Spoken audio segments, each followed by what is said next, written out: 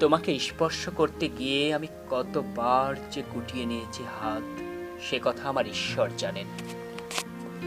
তোমাকে আমার ভালোবাসার কথা বলতে গিয়েও কতবার যে আমি সে কথা তোমাকে বলিনি, সে কথা আমার ঈশ্বর জানেন। তোমার হাতের মৃদু কড়া শব্দ শুনে জেগে উঠবার জন্যে দরজার সাথে চুম্বকের মতো আমি গেঁথে রেখেছিলাম আমার কর্ণযুগলকে।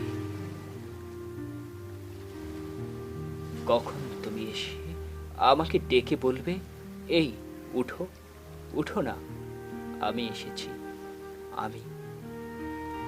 আর আমি এ কি শুনলাম, এ মতো উল্লাসে নিজেকে নিক্ষেপ করব তোমার উদ্দেশ্যে। কতবার যে এরকম একটি দৃশ্যের কথা আমি মনে মনে কল্পনা করেছি, সে কথা আমার ঈশ্বর জানেন। আমার ঈশ্বর জানেন আমার চুল পেকেছে তোমার জন্যে। আমার ঈশ্বর জানেন আমার গায়ে জ্বর এসেছে তোমার জন্যে। আমার ঈশ্বর জানেন আমার মৃত্যু হবে তোমার জন্যে। তার অনেক দিন পরে একদিন তুমিও জানবে আমি জন্মেছিলাম তোমার জন্য।